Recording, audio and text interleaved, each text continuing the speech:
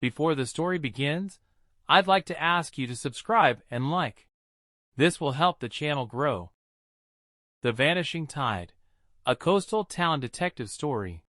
Detective Michael Harris had been asleep for barely 2 hours when the phone rang. The voice on the other end was shaky, urgent. "Detective, it's Anna Carter. My sister, Claire, she's gone." The coastal town of Greyhaven wasn't used to calls like this. Missing persons were rare, and when they happened, they usually ended with someone stumbling out of a bar the next morning. But something about Anna's trembling voice made Harris sit up in bed and reach for his notepad. By the time he arrived at the Carters' small clapboard house near the shoreline, the fog was rolling in, thick and heavy, swallowing the streetlights. Inside, Anna sat at the kitchen table, a cup of untouched tea cooling in front of her. She handed Harris a note, folded neatly, placed in a worn brown envelope. Typed, not written. Short, chilling. "Don't look for her. She belongs to the sea." Harris felt his pulse quicken. Kidnappings in Greyhaven? A note like this was no prank. He studied the envelope, old paper, frayed edges, and an odd scent of damp salt. Anna swore she found it slipped under the front door just after midnight. No signs of forced entry. No sound of a car. Just silence, and then nothing. Outside, the waves crashed against the cliffs. Harris stared into the mist and muttered to himself, "Someone wants us to believe the sea took her. But someone always writes the notes." Morning in Greyhaven revealed little comfort. The search party gathered by the dunes near the lighthouse, their boots sinking into wet sand as gulls screamed above. Harris kept his eyes low, scanning for signs. They found Claire's red jacket tangled in seaweed at the waterline. It looked placed rather than lost, sleeves folded neatly, zipper half closed. Harris knew enough to recognize staging when he saw it. The ocean rarely folded clothes. Near the rocks, Officer Daniels pointed to faint marks, dragged lines in the sand, leading toward the tide, then vanishing beneath the waves. Harris crouched, touched the grooves with his fingers. Too precise, too deliberate. Someone wanted them to believe Claire walked into the sea willingly. But the strangest detail was a scrap of paper wedged between the rocks, damp but legible. More typewriter ink, the same jagged font. "The tide takes what it is owed." The typewriter. Harris made a mental note, old-fashioned, distinctive. Not many left in Greyhaven. That meant a trail. Back at the station, he laid out the evidence on the desk. The jacket, the note, the photo of the drag marks. The walls of the precinct seemed to close in. Greyhaven had its secrets, but someone was determined to bury this one deep beneath salt water. And Harris couldn't shake the thought. Claire's disappearance was only the surface. Something older was pulling the strings. The smell of old paper and dust hit Harris as he stepped into Greyhaven Antiques. The shop was cluttered with relics, chipped porcelain, rusted clocks, stacks of yellowed newspapers. But Harris's eyes locked onto the back shelf, a row of typewriters, keys gleaming faintly under weak light. The owner, Mr. Lowell, hunched and gray-bearded, eyed Harris with a mix of suspicion and boredom. "Looking for something?" Harris slid the damp notes across the counter. "Recognize the font?" Lowell adjusted his glasses, leaned close. His lips thinned. "Remington noiseless. 1930s, rare in these parts. I sold one just last month." "To who?" Harris pressed. Lowell hesitated, then scribbled a name on a torn receipt. "Eleanor Price." Harris froze. Eleanor Price had died 5 years ago.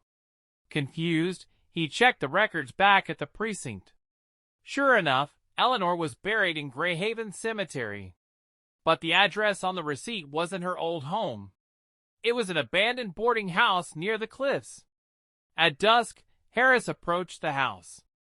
The windows were shattered, the boards creaked under his boots, and the air smelled of mildew and brine. In the corner of a dusty room sat the typewriter, Claire's name half-typed on a page.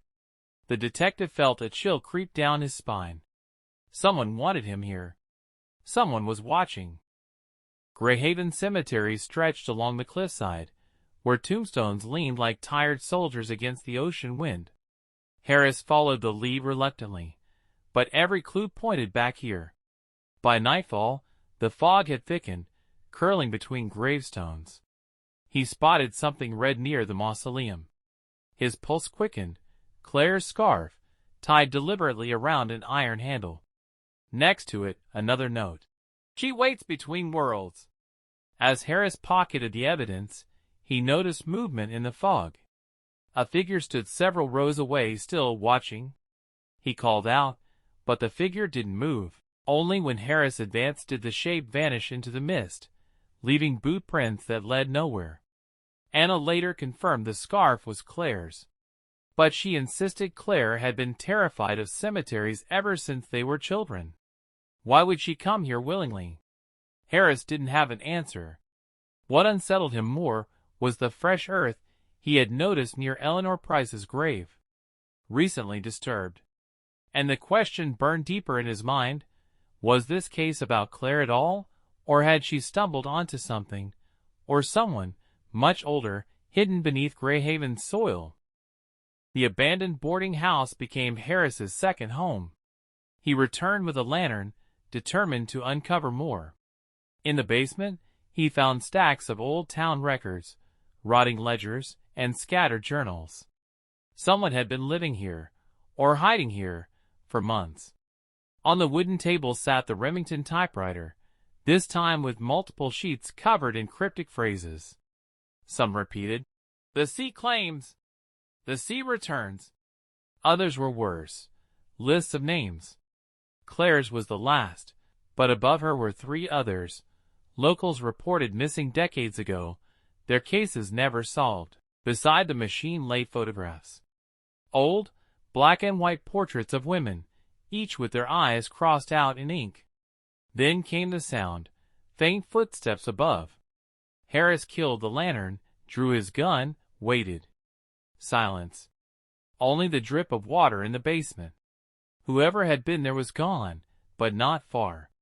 What chilled him most wasn't the intruder. It was the fresh journal on the table. Its last entry, typed only hours earlier. Detective Harris is reading this now. The abandoned boarding house became Harris's second home.